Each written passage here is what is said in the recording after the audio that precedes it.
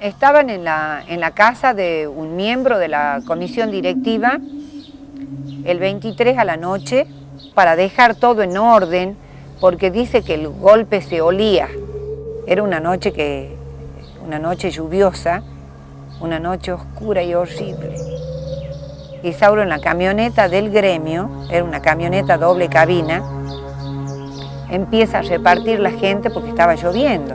Con Arturo van a dejar la camioneta en una guardería a 20 metros de ATEP.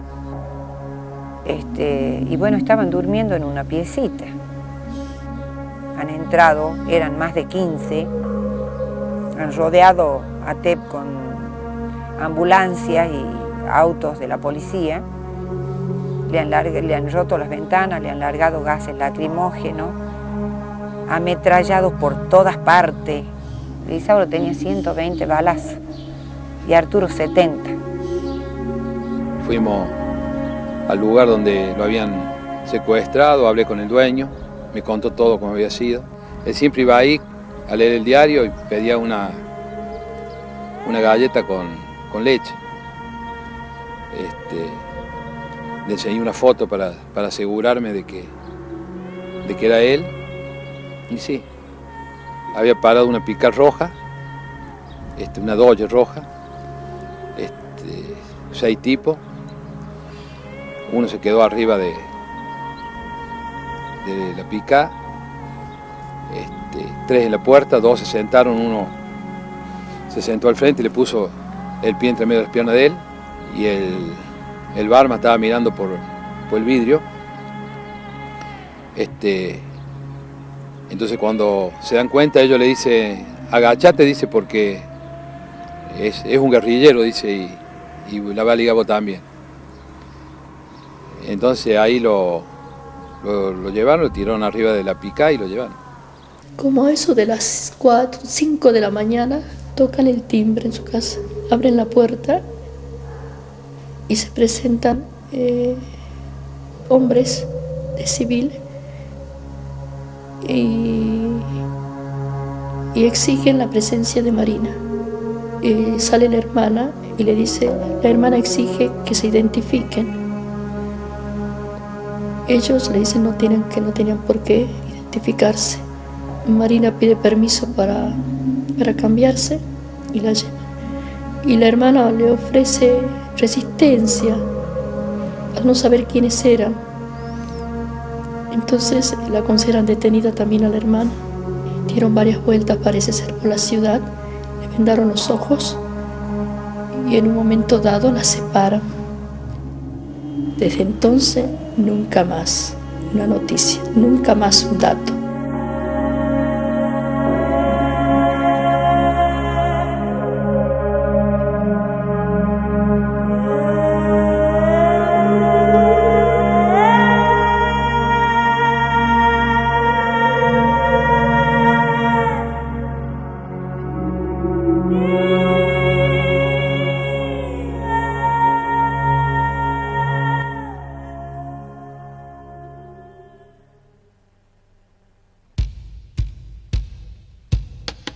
Cuando era chico era travieso.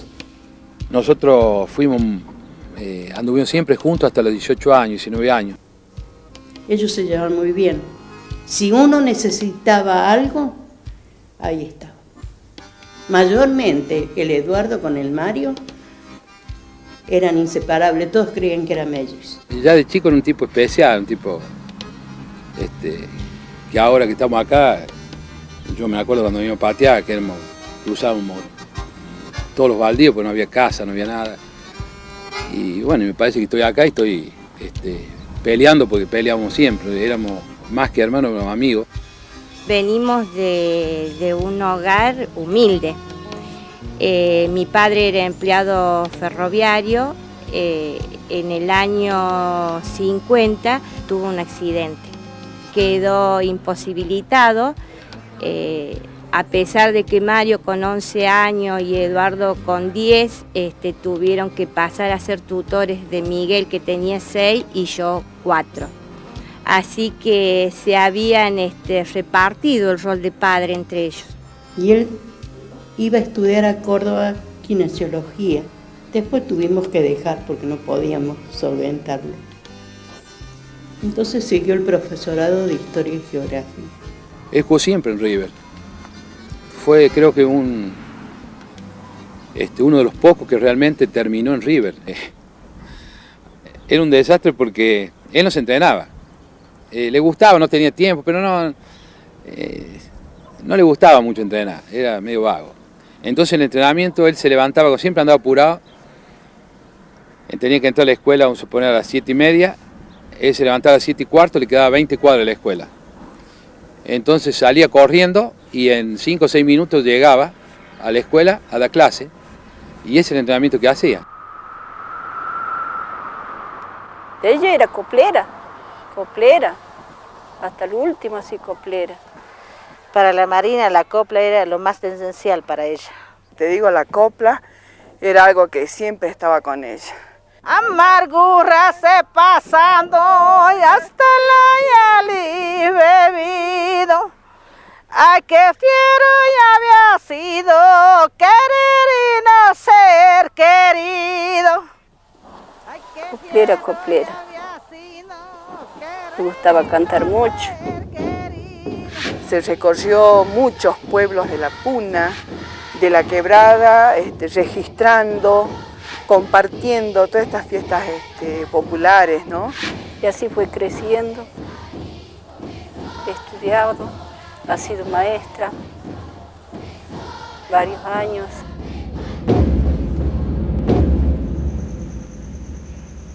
Han tronchado esa vida. Y cuando uno se recuerda da pena.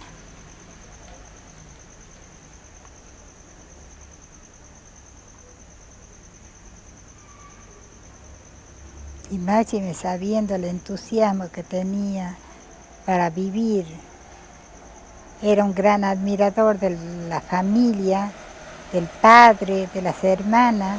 Nosotros éramos una familia que, a pesar de que él trabajaba toda la semana, intensamente, a veces no lo podíamos encontrar cuando lo necesitábamos de tanto que trabajaba, pero el domingo, en la medida de sus posibilidades, esta casa era la reunión de toda la familia. Ahí se lo veía al hombre, digamos, al hombre familiar, sobre todo con los sobrinos, muy con los sobrinos. Jugaba, los sacaba a pasear, iba al parque, a todas partes. Entonces realmente parecía que había una fiesta. Y era muy seguido. Ya te digo, siempre que el tiempo le permitía. Vivía intensamente el amor familiar. Lo primero que nos había enseñado es la organización desde la escuela. Ahí tiene que comenzar. A él le gustaba la ingeniería, ¿eh? Le gustaba.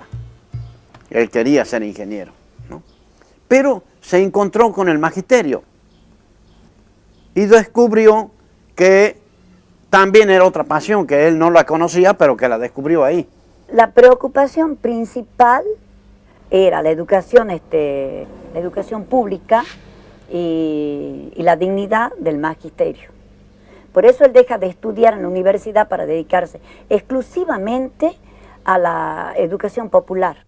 Isauro se da cuenta, además por su inmensa sensibilidad social, que el lugar de maestro es su lugar. Y entre las conversaciones y mientras manejaba y pegaba con las riendas así en el animal, decía: todo esto se va a mejorar. El maestro no tiene que sufrir tanto como hemos sufrido nosotros, porque si siguen sufriendo como nosotros en el camino, no va a quedar uno. Un lugar bisagra entre lo que existe y lo que debe ser. Allí estaba colocado el maestro. Entonces un grupo de maestros le propone presentar una lista en las próximas elecciones Para esto, desde el año 65, comienzan a recorrer la provincia para interesarlo a los maestros para que participen en las elecciones. El maestro en aquellas épocas de la juventud nuestra era todo un personaje. Decir ser maestro, ¿no? Era decir el sumo. A partir del 66, que fueron las elecciones, las gana ampliamente y bueno, ahí comienza a abandonar los estudios porque esto requería una dedicación exclusiva. Indudablemente que la tarea era tan ardua, que eran muchos los sinsabores, pero como compensación eran tantos los logros que se obtenía dentro de la tarea que realmente contagiaba el entusiasmo que él ponía. Y yo pienso de que el gallego por lo porfiado. ¿Cómo era? Era un desastre. Yo creo que esa forma de desastre lo llevó a valorar o a comprender la gente. Era uno de los profesores que más queríamos, ¿no es cierto? Profesor de historia, y el que nos permitía un poco jugar con la historia y con lo que se vivía en ese momento. Y en el patio del Gremio del Caucho, me acuerdo, Eduardo daba clases de historia, pero lo veías realmente como en algo lúdico, como jugando con los trabajadores. Nosotros pensamos en ese momento que podíamos cambiar el proceso histórico en términos muy cortos, ¿no es cierto? Y él permanentemente, ¿no es cierto?, nos volvía a la realidad y nos decía, no, muchacho, esto no es así, esto es así, así, así, así. Y dando ejemplos concretos, ¿no es cierto?, del desarrollo histórico anterior. Como era para nosotros que éramos adolescentes, era muy buen mozo, estudiábamos porque nos daba un poco de vergüenza, no saber cuándo nos tomaba. Podía haber, ¿no es cierto?, momentos históricos en que se dieran grandes pasos, pero eso tenía que ser el producto de un montón de pequeños pasos y de esos cambios imperceptibles que se iban produciendo en la sociedad. Todas nuestras reuniones semanales de agrupación eran en casas de familias con un asado. No éramos un grupo de amigos simplemente, había concepciones políticas, había deseos de cambiar una sociedad. Fundamentalmente yo rescato una frase de Eduardo donde marcaba distinguir lo secundario de lo principal. Y esto tenía que ver con unir, acercar. Por eso él daba mucha importancia al trabajo sindical, a la militancia sindical. Y eso es un trabajo hormiga, es un trabajo que no ofrece ninguna perspectiva, es decir, inmediata. La perspectiva es muy a largo plazo, pero es la única forma de construir algo.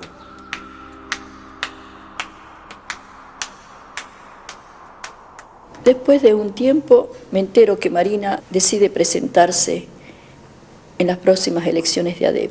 Tenía muchísimas inquietudes, era una excelente maestra, es decir, buscaba 1000 cosas para sus chicos, o sea, con una posición que en esa época era de avanzada y diferente, ¿no? Ganamos las elecciones, nos constituimos en el gremio. Recuerdo que ese día la comisión saliente solamente se encontraba su secretario general y otra persona más que lo acompañaba. En una total soledad, ella dirigió las palabras y cuando se dirigió al secretario saliente, reconoció el trabajo que había hecho y lo alentó para seguir luchando. Fue entonces que se acercó y le dio un abrazo. No se sintió ni triunfadora ni vencedora. Era un gesto más de los tantos que ella tenía. Dirigentes como Isauro, Marina, Eduardo y tantos otros de ese momento concibieron una escuela vinculada esencialmente, orgánicamente, por raíz a lo sindical. Y lo sindical, una célula más de la vida del pueblo, de los deseos populares.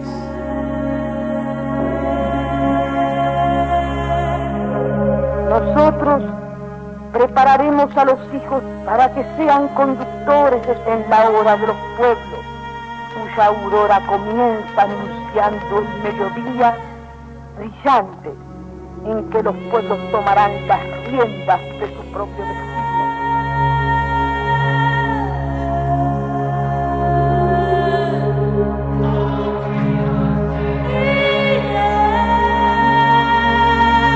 Ahora sí, la historia tendrá que contar con los pobres de América, con los explotados y vilipendiados de América Latina, que han decidido empezar a escribir ellos mismos para siempre su historia.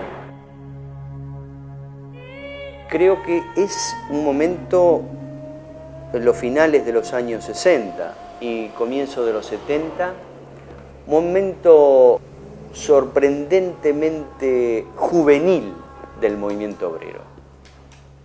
A pesar de todas las diferencias, lo importante que era es que no había joven que no sintiera un compromiso de participación y de militancia, con distintas opciones, en las cuales lo colectivo era más importante que la opción individual. Entendíamos que había una posibilidad, estos movimientos nos estaban demostrando que había una posibilidad de acción capaz de cambiar las cosas y que existía un consenso militante y activo suficiente para dar vuelta a la historia.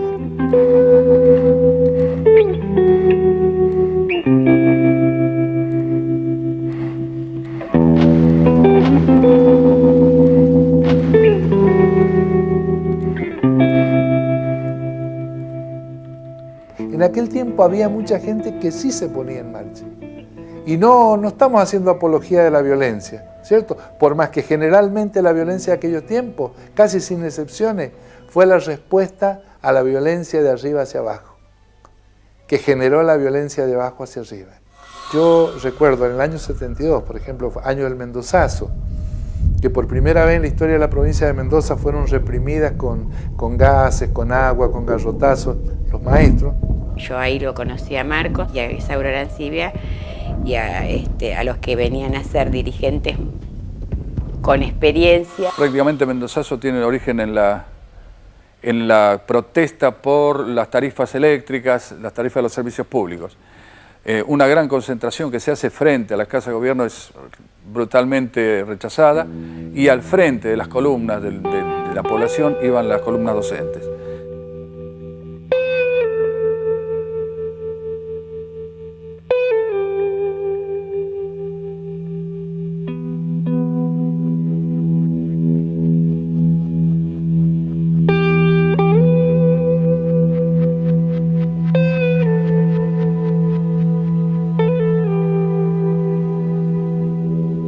En ese canto en las calles, los maestros tocaban una sinfonía particular, que era la sinfonía de tener posibilidades de pensar en el futuro para millones de jóvenes sobre la base de crear una educación popular.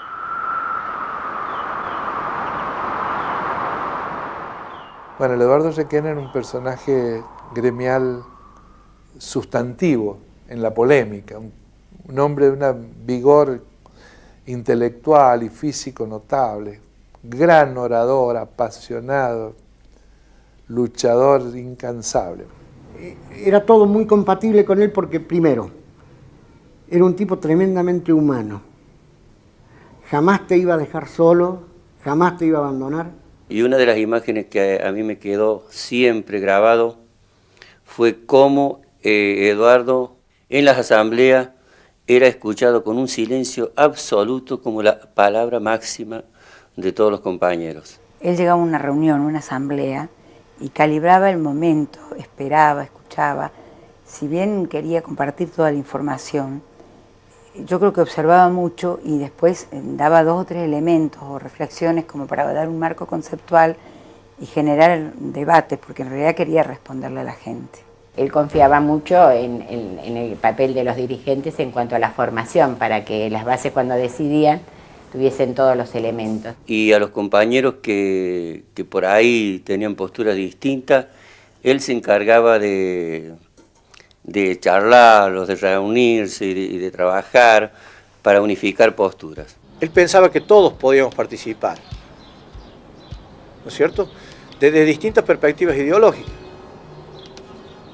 que no necesariamente tenía que tener una marca de fábrica o un sello las cosas, pertenecer a tal partido, a tal tendencia o a tal cosa en particular.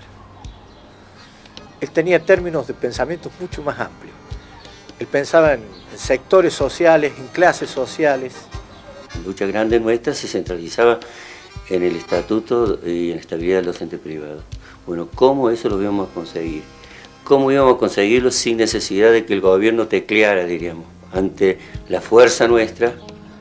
El hecho de tener una pertenencia de clase o a un sector era lo que le tenía que dar la identidad, ¿no es cierto?, a todo ese proceso democrático, o a toda esa organización gremial que él pensaba que tenían que tener los docentes.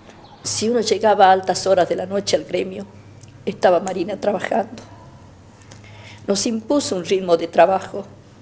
Era difícil no poder acompañarla, era difícil decirle que no. Ella peleó desde el gremio por los derechos de todos los maestros. Después comenzó a vislumbrar el deseo de unirse con los gremios de la provincia, que forman un frente, que vendría a ser los inicios de un frente de gremios en Jujuy. Tenía un pensamiento de avanzada, progresista, era un pensamiento que partía del pueblo, de las necesidades y las luchas del pueblo y en la defensa total de su pueblo y de su cultura. Llegaban los días de paro o antes de los días de paro, no teníamos la facilidad de los multimedios que existen hoy. Los maestros, los delegados del interior se comunicaban con nosotros a través de radiogramas. Recibíamos radiogramas diciéndonos que era difícil la adhesión del paro, por ejemplo, la Quiaca o Mahuaca, y que la gente necesitaba la presencia de Marina. Llegamos a la Quiaca y una multitud de maestros esperaban en la asamblea. Y yo me acuerdo que le dije, Marina, me parece que va a ser tan difícil la adhesión. Hay un clima de mucha tensión. Dice, no, nada está perdido.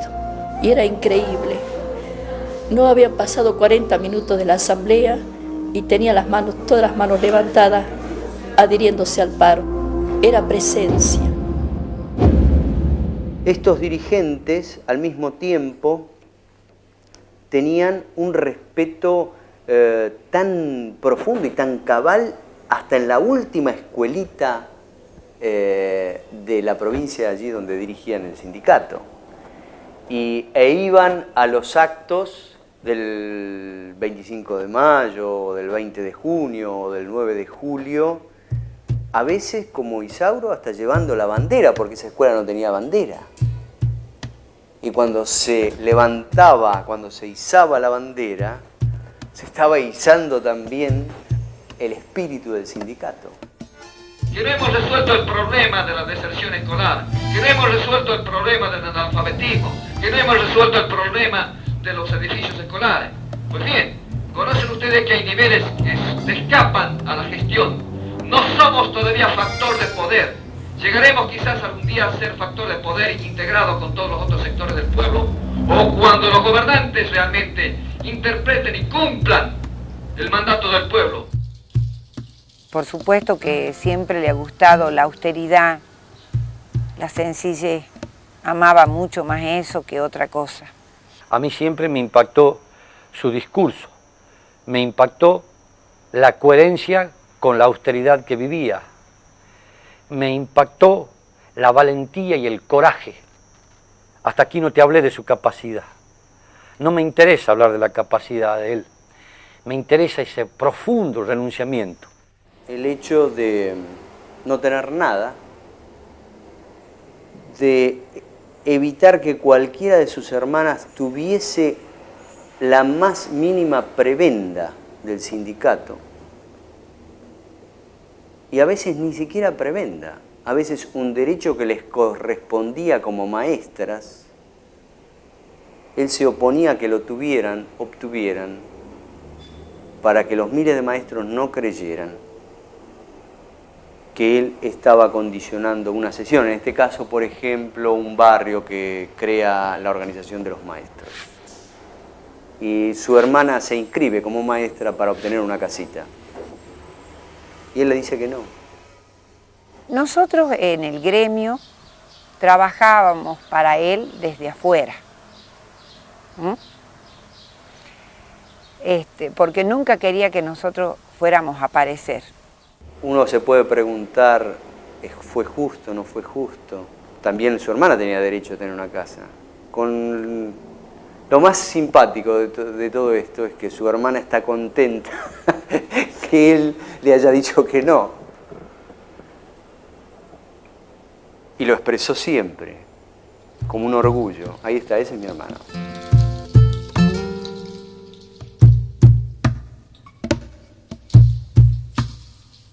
Cómo nos enseñaba en un día de paro, por ejemplo, que han sido muchos y muy duros en Tucumán, que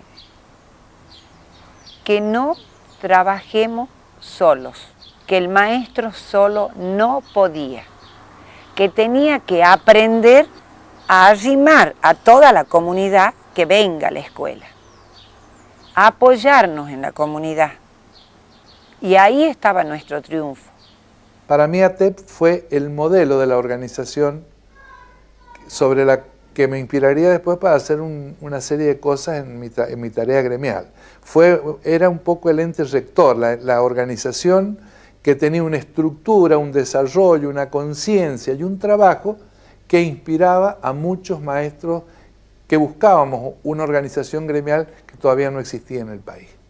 El sindicato de Mendoza, de Tucumán, de toda la zona del noroeste, que ya tenían personería gremial, que tenían sede, hablaban de delegados, que hablaban de la palabra sindicato, que estaban dentro de la lucha de la sociedad.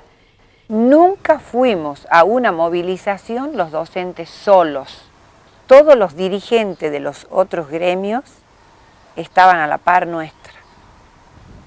Fotia, que era un ejemplo de solidaridad con ATEP.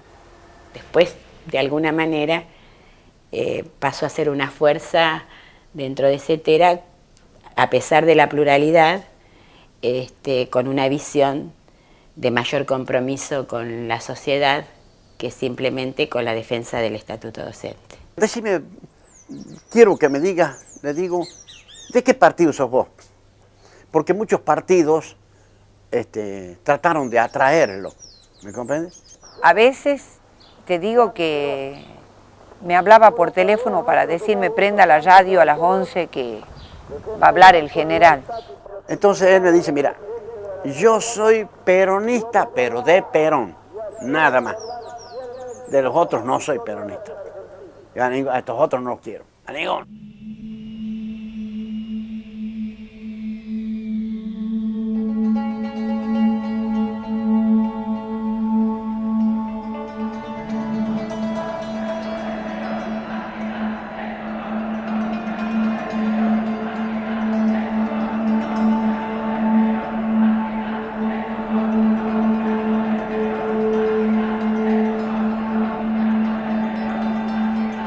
1973 es el regreso de Perón a Argentina después de 18 años de exilio.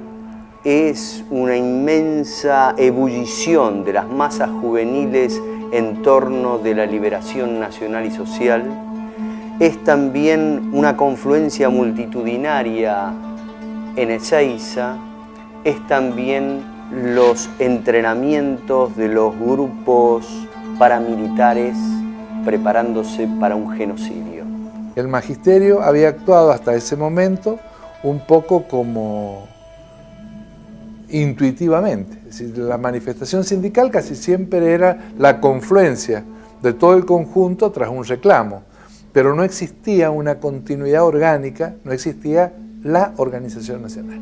1973 es la organización entonces de los maestros en torno de un proyecto cuyos cuadros más lúcidos, cuadros sociales, políticos, intelectuales, maestros metidos muy hondamente en la sensibilidad popular, en los caminos de una nueva educación para América Latina. Es Paulo Freire, es Vietnam, es una serie de países que empiezan a liberarse de las cadenas del colonialismo y del neocolonialismo, y es la inauguración para nosotros de la democracia. En ese contexto y en un país políticamente dinamizado, con otras expectativas, casi separado abismalmente de este país que hoy nos toca vivir, comenzó nuestra relación con las organizaciones gremiales nacionales. Porque nosotros sabíamos que dentro de la dimensión nacional, si no teníamos todo el respaldo de los compañeros docentes de otros lugares del país, no íbamos a lograr verdaderamente la unidad. Hubiéramos hecho una de las tantas ficciones como hacíamos con las centrales existentes, que eran centrales de ciertas y determinadas regiones, pero que no abarcaban la totalidad del territorio argentino. Lo importante de esa etapa es que las peores diferencias o lo más antagónico tenía un marco de discusión que vos podías trasladarlo o impulsarlo, recorrer escuelas y hablarlo, y tenía un sentido porque había una necesidad de discusión y de participación en la cual no hacerlo era ser un excluido. Era una gran época de discusión ideológica. Había grandes corrientes, grandes discusiones, y fundamentalmente uno se fijaba, al menos en nosotros, en los líderes sindicales que en esa época aparecían. Hemos llegado a cosas que la docencia tiene que conocerlas hoy.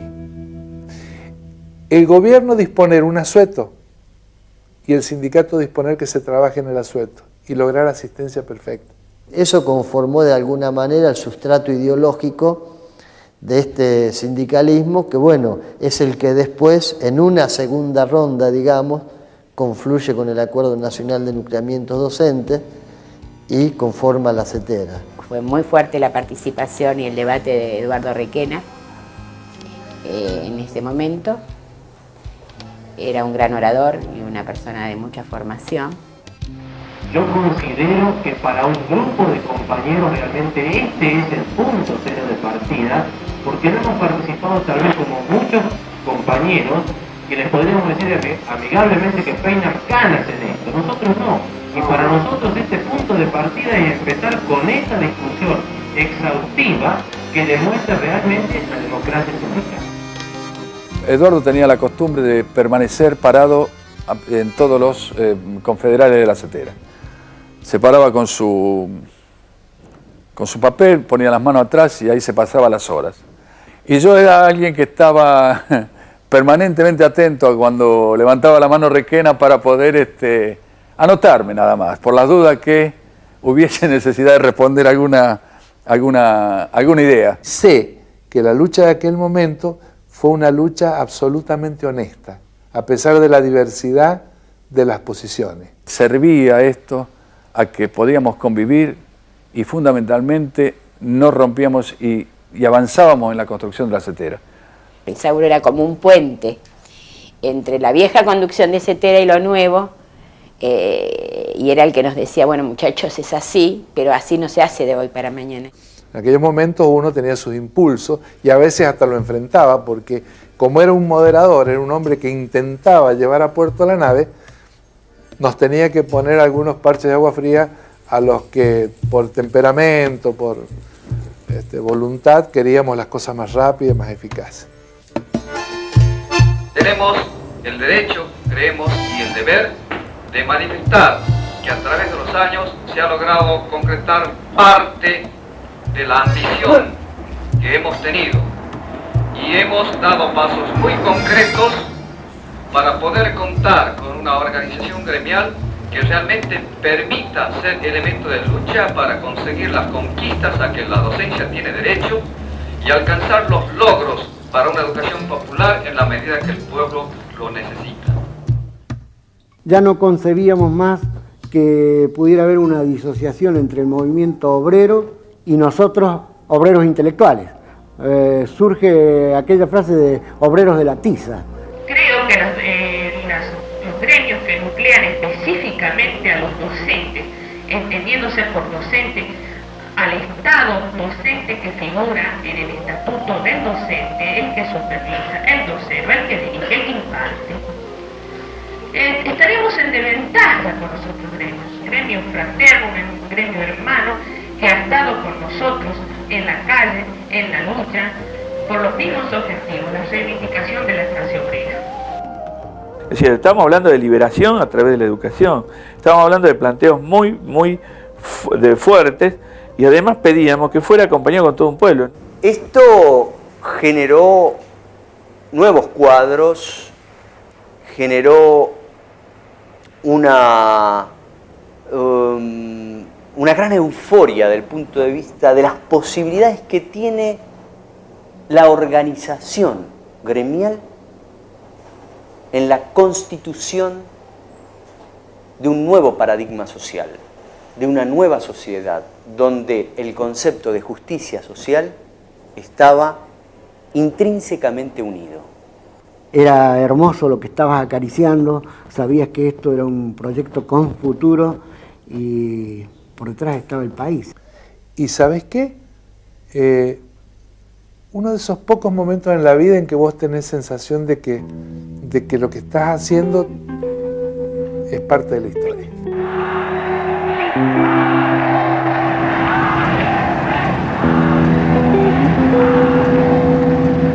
Tengo fe en Chile y su destino.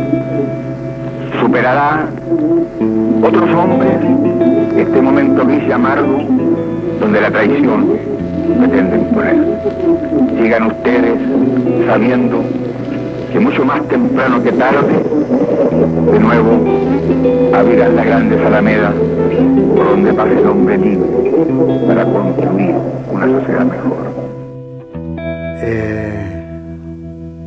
Recuerdo a dos compañeras, una de ellas está en México y la otra no estoy seguro si era una amiga de Marina o era la misma Marina, esto no estoy seguro. Estábamos abrazados los tres, lloraban y yo que no uso traje, esa vez había ido de traje, me estaba mojando todo el traje así, porque lloraban desconsoladamente, llorábamos desconsoladamente. Fueron dos caras muy distintas de ese 11 de septiembre del 73. Por un lado, la constitución de algo que era un acto positivo y por otro lado, la inmensa tristeza de que un gobierno como el de Allende fuera derrocado de esa manera y instaurada una tiranía tan sangrienta que paradójicamente recién ahora empieza a recuperar el equilibrio histórico de los chilenos, ¿no es cierto?, para poner en su lugar a los asesinos de ese tiempo. La CETERA en el 73 se convierte en una expresión sindical que con mucho dinamismo, por ejemplo, comete como diríamos, sería como una especie de herejía de convocar al primer paro, estando como presidente el general Perón. Todos los años 74, 75 fueron de lucha muy intensas contra el proyecto que representaba el lópez-reguismo en el poder.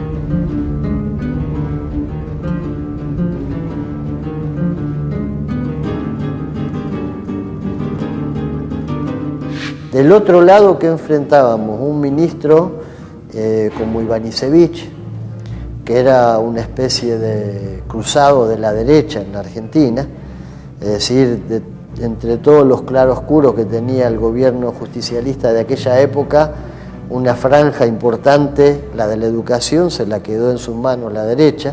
Pese a los golpes que recibíamos nosotros ya en esa época, digamos que respondió de manera muy fuerte, muy sólida, hizo que la CETERA, bueno, hasta el 75 llegara en condiciones de movilizar a los docentes y de haber desafiado más de una vez al gobierno justicialista y al propio lópez-reguismo. Pero una cosa no supimos medir. Quizás todo esto debía haber demandado un poco más de tiempo. Estábamos muy apurados. Despertamos y no nos dimos cuenta que estábamos despertando a la fuerza de la reacción. Uno de los que más advertía en esto era Isauro. Y yo, fíjate vos, en el año 75, en Paraná, Entre Ríos, se hace el último congreso de CETERA que dispone un paro. Un paro que tardamos 2 días en esa discusión, y uno de los que se oponía al paro era Isauro. Y él ahí advirtió que lo que iba a venir era mucho peor. Tucumán representaba mucho en la historia institucional y política de la República en esos momentos. Arancibia no era solamente un dirigente gremial docente, también era un dirigente gremial que asistía a todos los congresos gremiales de su provincia y además era muy amigo de Santillán, que era nada menos que el secretario general de la FOTIA. Tanto Atilio como Isauro, siempre en los lugares más insólitos, aparecían papelitos de la AAA, amenazándolos y exigiéndoles que abandonen el país y que renuncien del gremio. Muchos se tienen ya que pensar en irse antes del golpe, ¿no es cierto? Porque todos los ataques de la AAA empezaron mucho antes, es decir, la represión no empezó el 24 de marzo del 76. El más grande Isauro de Arancibia que yo conocí fue en esos momentos donde las balas, donde el brujo López Rega y sus compañías hacían estrago. Isauro tendía el manto de protección a todos nosotros. En unas oficinas que tenía acá la FOTIA en Buenos Aires asesinan a Santillán. Cuando le dan el aviso, la noticia de lo que había ocurrido con Santillán, ellos estábamos los dos en el despacho de la Secretaría General y me dice, el próximo soy yo. Él, lejos de recluirse, él siguió luchando y dando la cara. Le dicen que no vaya al entierro de Atilio Santillán, que muere 2 días antes que él.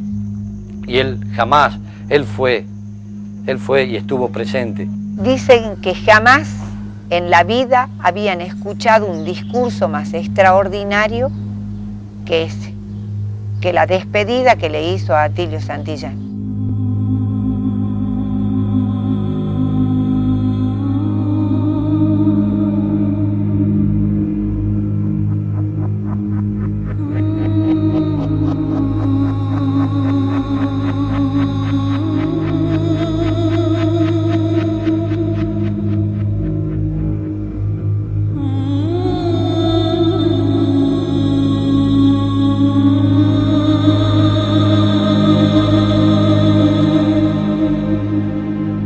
Sabíamos que se venía el golpe, indefectiblemente.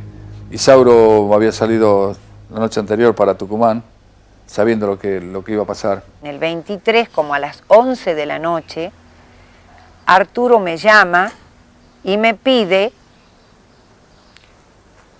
que le diga a Isauro que fuéramos a dormir en su casa, en mi casa, que vayan a dormir. Le digo, bueno, yo lo voy a llamar y le voy a decir. Esa noche del 24 de marzo regresa al sindicato cuando todos le dicen, Isauro, andate porque te van a matar. Y vos sabes que cuando yo lo llamo a Isauro, le digo, ¿por qué no se vienen a dormir para acá? La cosa me parece que está medio fea, vengan a dormir acá. La primera vez en la vida que Isauro me maltrató. Me dice, estúpida, ¿vos querés que yo haga una matanza en tu casa? Son esas personas que cuando toman decisiones vos ves que las tomaron y que por más que intentes discutirlas, ya la tienen en algún lugar decididas que son las más profundas. Y esta debe haber sido una de ellas, ¿no? Tal vez por eso no se casó. Tal vez por eso no tuvo hijos. Y tal vez por eso vivía en un cuartito en el fondo del sindicato. Era un tipo entero, un tipo que vivió demasiadas cosas ahí adentro de ese sindicato y no podía, porque iba a venir un golpe militar, porque un señor Bussi iba a meterse en la vida de los docentes, él dejarle el campo hecho orégano, ¿no? Creo que por eso vuelve. Me parece que Arturo presentía todo este desenlace. Y bueno, pero no lo abandonó a su hermano, ni aún el temor lo hizo abandonar a su hermano. En medio de la noche hay un apagón. Con ese apagón atacan las fuerzas policiales, parapoliciales y militares dirigidas por Bussi. Mirá, yo caí preso el 24 de marzo. La noche del golpe, yo vengo a recibir a unas maestras y no voy a la escuela, yo dormí en la escuela. Y al otro día estuvieron de la misma manera, a saco, en la escuela. Nosotros estuvimos en el sindicato hasta las 11 de la noche cuando los militares ya estaban llegando al sindicato. Si hubiéramos tardado, qué sé yo, media hora más, a lo mejor no estaríamos ninguno de los que estuvimos ahí en ese momento.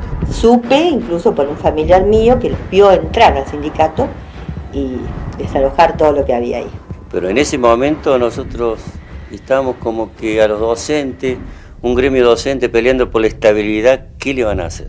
Cuando se produce el golpe militar, Marina y Mirta Ibáñez son detenidas. Ahí había compañeras detenidas, maestras.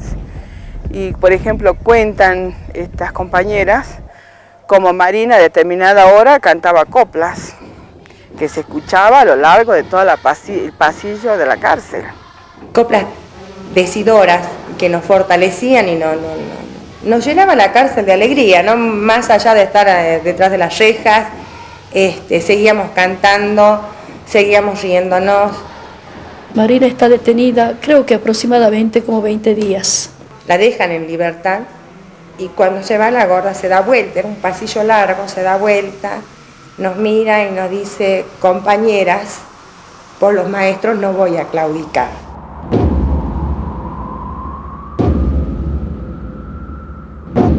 Recuerdo que había gente de otros gremios que le dijeron, Marina, venite a Buenos Aires porque la situación está bastante fea.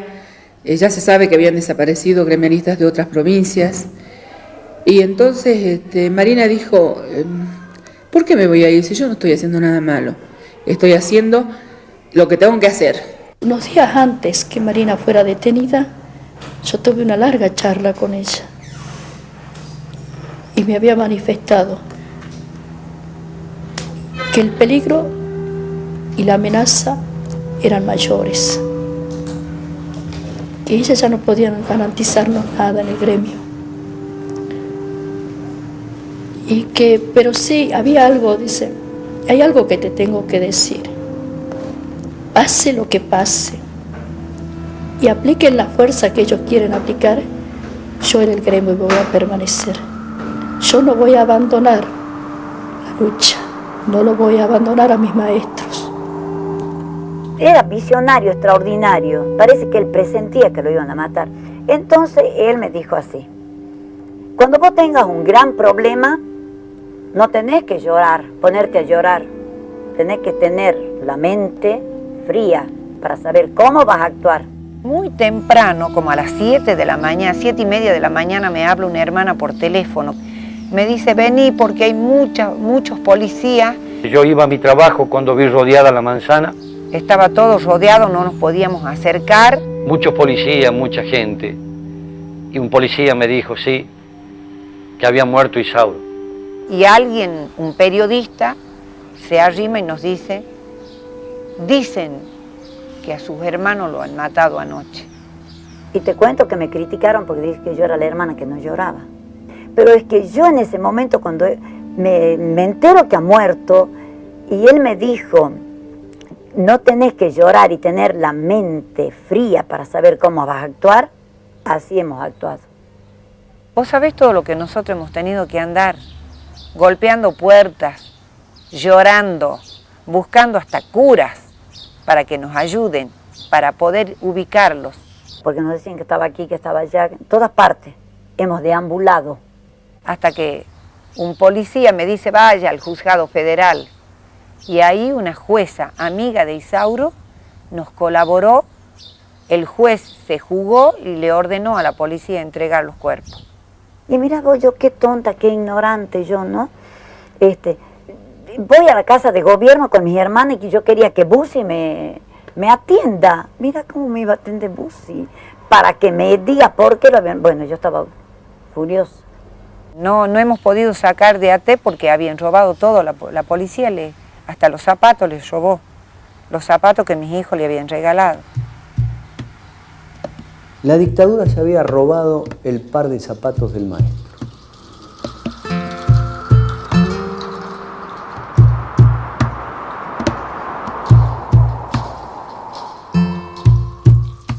Yo me acuerdo que en esa época Marina iba frecuentemente a Buenos Aires porque había varias docentes detenidas en Devoto.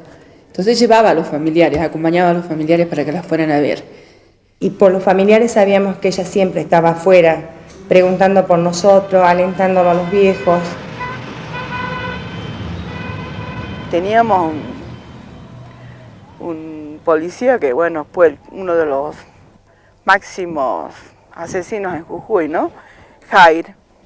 Y temible, causaba terror a todo el mundo. Y Marina se presentaba a la policía fuera a las 10 de la noche, las 12 de la noche, las 3 de la tarde, se presentaba a reclamar por los maestros detenidos. Muchos le decían que era mucho el riesgo que corría haciendo esto. Ella decía, nunca he estado tan comprometida como ahora. Sé que Eduardo está, apoyando permanentemente a la formación que se había hecho en Córdoba de la mesa de gremios en lucha. Yo creo que Eduardo tenía claro que el golpe se venía inminentemente y podía ser realmente muy feroz. Y Eduardo pasaba mucho tiempo en casa porque, qué sé yo, era también una forma de sustraerse a ciertos momentos de riesgo. El 1 de julio, cuando él se fue, yo todavía le dije, Eduardo, ten cuidado, mira, no, hermanito, no te hagas problema, que todo va a estar bien, dice, si yo caigo preso no ha sido por matar a nadie. Apoyó a muchísima gente a que pudiera escaparse de la dictadura. Y sabía el riesgo que corría, le pedíamos que por favor que dejara todo. Yo estaba dirigiendo en un pueblo cerca del Río Cuarto, General Dehesa, y un día domingo termina el partido y entro a la casa de mi papá y lo veo y me sorprendí. Y le digo, ¿qué haces? ¿Te andan buscando? Sí, dice, pero tenía ganas de venir. Y fuimos a la pieza, estuvimos hablando mucho, que incluso yo ese tiempo tenía un Fiat 600, lo quise vender para que él se fuera, y me dijo que, dice, ¿por qué me voy a ir si no he hecho nada? Le digo, te andan buscando. No he hecho nada, dice, yo me voy a quedar. Estuvo en casa y se fue. Y me dice, quédate tranquila, mamá, voy a volver después. Y al otro día lo llevé a tomar el ómnibus que salía a San Francisco y no sé por qué me pareció que era la última vez que lo iba a ver.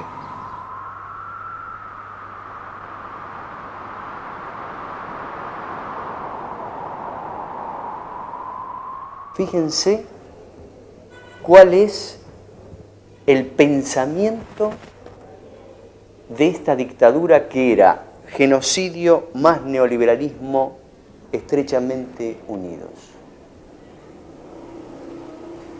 En la presentación de ella misma es una escuelita transformada, una escuela transformada en campo de concentración.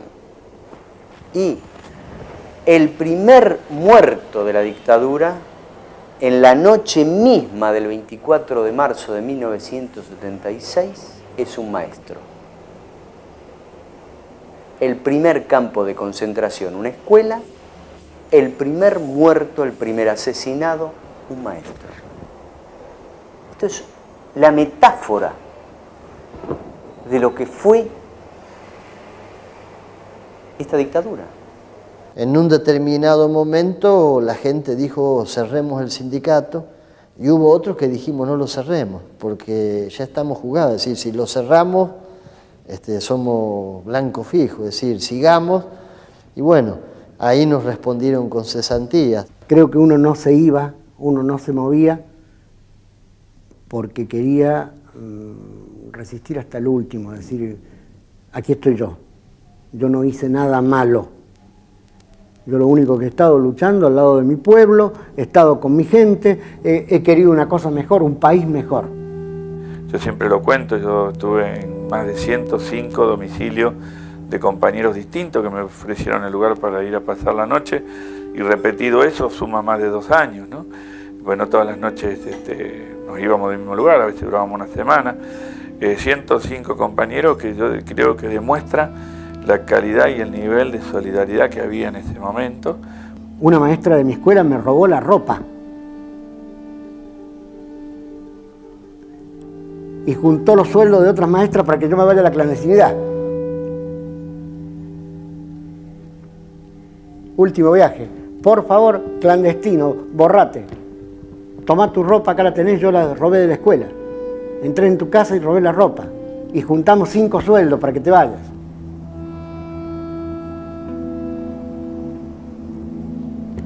Vos podés vivir así, de esa manera no podés vivir. Y además yo no tenía clandestino dónde, no sé, que me fuera al Delta a remar por ahí, no tengo ni idea dónde. La clandestinidad no era lo mío. Yo era un hombre público, estoy acá en todas las fotos. En el 77, en el mes de junio del 77, a mí me sacan de la cárcel de La Plata, que estaba en la Unidad 9, y me llevan a Coordinación Federal a Buenos Aires. Ahí, sin saber nunca muy bien para qué y por qué, supongo que algún chequeo, alguna cuestión que estaba más allá de lo mío, estuve 15 días en un sótano encerrado, sin saber cuál era mi destino, para qué me habían llevado. Cuando estábamos ahí, se abre una reja y nosotros queríamos ver qué pasaba del otro lado. Y alcanzábamos a ver entre unas chapas que había así, unas mujeres que entraban. Y en una de esas, alguien se acerca a la puerta de mi celda, por el pasaplato, y me dice, Garcetti, ¿qué hace acá? Nosotros creíamos que lo habían matado. Era una maestra de Tucumán, que salía de Libertad, no me acuerdo cómo era el nombre. Yo soy fulana, de ATEP, supo que lo mataron a Arancibia. Evidentemente, el desmembramiento de la cúpula de Cetera no fue fortuito. La dictadura dijo, en Cetera había subversivos. Una de las primeras preguntas para cualquier dirigente sindical docente era si estabas en Cetera. En Tucumán, durante mucho tiempo, los helicópteros sobrevolaban los patios de las escuelas y daban información de qué escuela había grupos de maestros reunidos en los patios. El general Ovidio Solari, como ministro de Educación, envía una especie de orden militar según la cual los docentes recibíamos instrucciones sobre qué cosas se podían pensar y qué cosas no había que pensarlas, los libros que estaban proscriptos. Y tenía que decir, yo enseñaba formación cívica, que eso era una dictadura, que eso era un gobierno usurpador. Tenía que decir que había gente desaparecida, que había amigos que morían. Me tocó ir a declarar al tercer cuerpo con el juez Gordillo. Era una persona que continuamente me estaba preguntando qué significaba la sigla CETERA.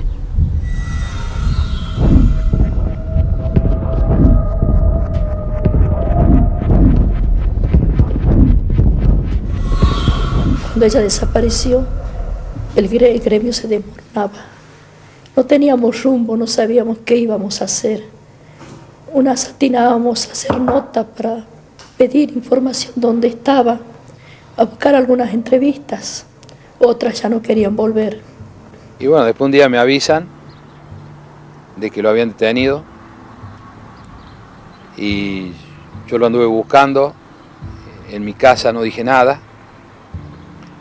Y como al mes llego y mi mujer, eran como las 2 de la mañana, le digo, ¿por qué no dormí? Dice, ¿por qué no me dijiste lo del gallego? Y yo le dije que no sé qué le iba a decir, si yo no sabía nada. ¿Cómo no? Dice, si el gallego lo agarraron en Córdoba.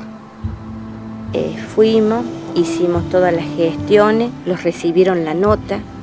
Fueron arriba, volvió un soldadito, lo contestó negativo. Yo le pregunté, ¿qué es lo que quiere decir negativo para ustedes? Él me contestó que el procedimiento no lo habían hecho ellos. De allí los arrimamos para que los dieran el turno para la próxima semana. Este señor con charretera agarró un fal, hizo manipuleo de arma y me dijo, ¿sabe para qué es esto? Vos viste la impotencia, me salió de decirle para seguir matando más gente de la que han matado.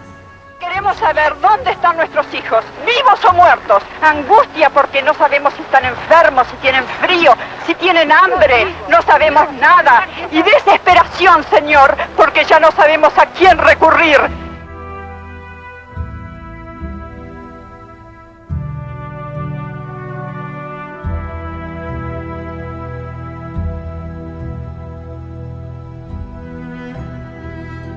La memoria es todo,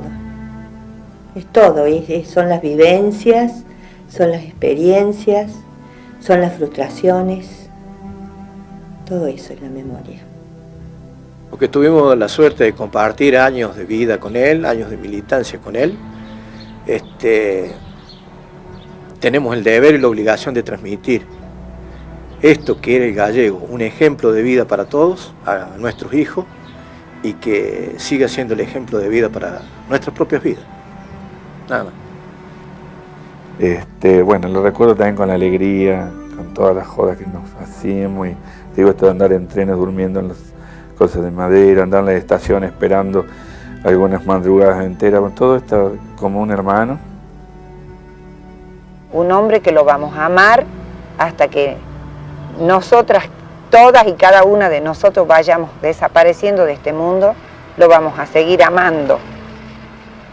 Y tratamos de hacer todo lo que nos ha enseñado, aunque perdamos, pero siempre la honestidad por delante. Si Arancibia estuviera aquí, la historia del movimiento popular en Tucumán hubiera sido distinta, porque nos ha faltado el líder que tome esa posición de principios para ser el aglutinante de la resistencia popular o de la construcción de alternativas. Ojalá. Hay algunas personas que uno las necesita cada vez más. ¿Qué le diría? Le diría gracias por todo lo que nos dio, la fuerza, el equilibrio que tuvo, la capacidad para entregarlo todo. Eduardo era un estoico. Y esto, como valor hoy, a mí me parece que le diría, bueno, que está aquí con todos nosotros, con ustedes, con la gente, que me lo imaginé en el ayuno, en las marchas de la CETERA, en la marcha grande, no sé, que sé que estaría continuando el camino que él comenzó y que todos o algunos queremos seguir, y que en realidad está. Le diría, hola Eduardo, y sigamos. Quizás por el accidente de papá yo no estudié y siempre me tenía que hermanita no estudia, que esto, y bueno, me quedó como un remordimiento. En el 88 decido hacer el secundario, ya casada con mis 2 hijos grandes, que me recibí en el 92. Para mí fue pagarle la deuda que yo tenía con él. Es parte de pago de lo que yo le debía a él. Siempre lo recordamos. Lo recordaremos siempre. Hay que recordarlo a Lisauro, hay que recordarlo con mucho cariño y con mucha gratitud, porque fue un hombre que dio testimonios más que suficientes en su vida, no solamente en lo personal, un tipo modesto, humilde, sacrificado, estudioso,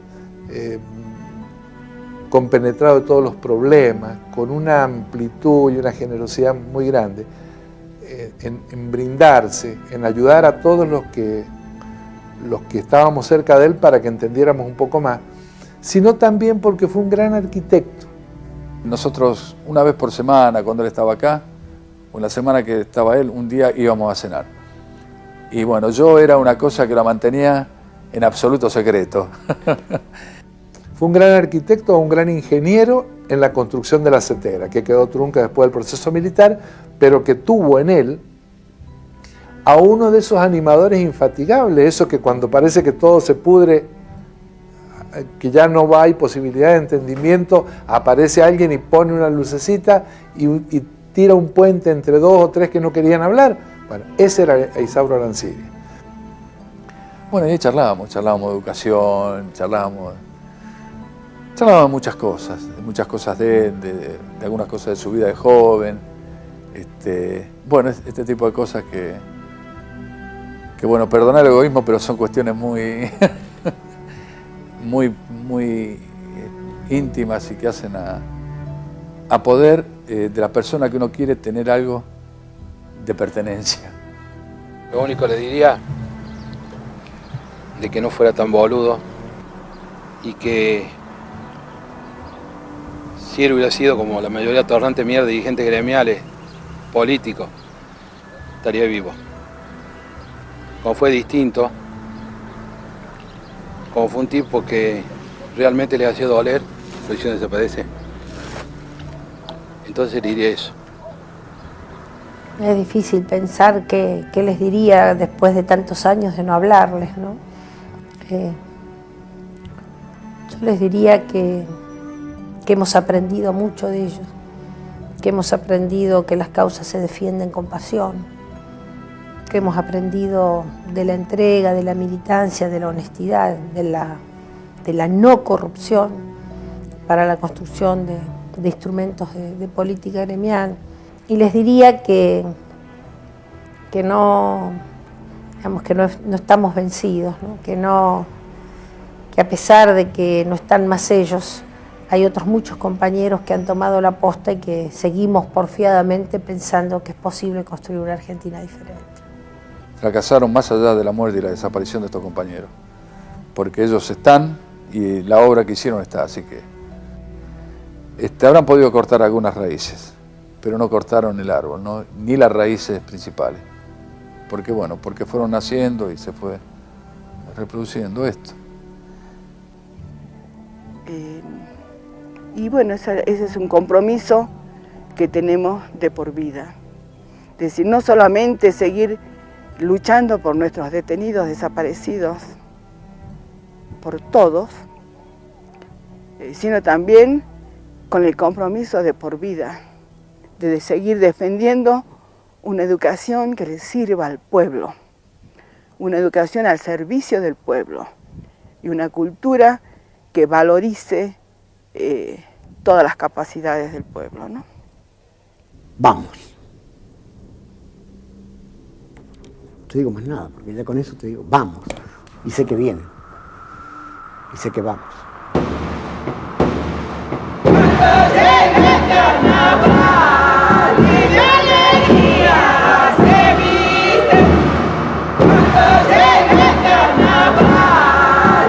alegría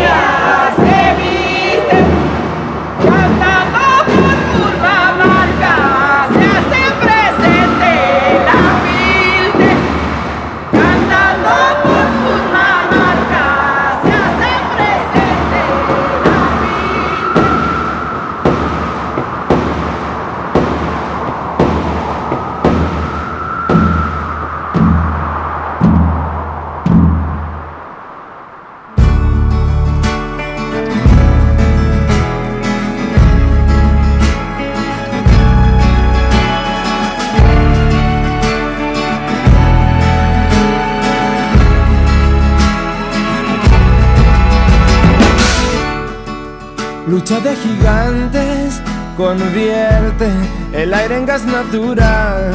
Señores jueces, nunca más. Y un vuelo salvaje advierte lo cerca que estoy de entrar en un mundo descomunal.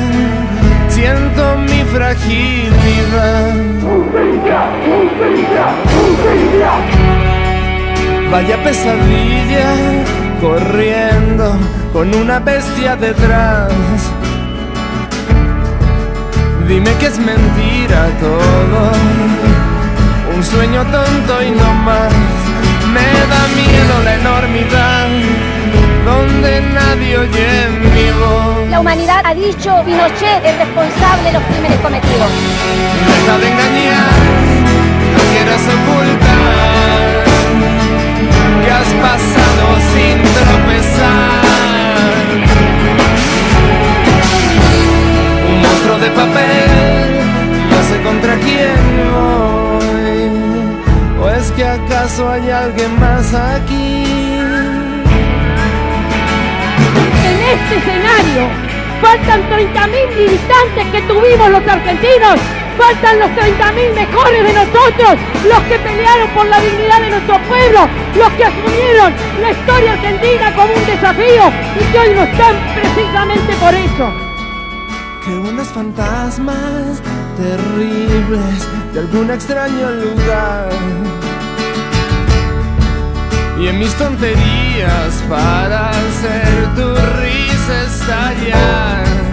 En un mundo descomunal siento tu fragilidad. Deja de engañar, no quieras ocultar que has pasado sin tropezar. Un monstruo de papel, no sé contra quién voy. Deja de engañar, no quieras ocultar que has pasado sin tropezar. Un monstruo de papel, no sé contra quién voy. ¿O es que acaso hay alguien más aquí?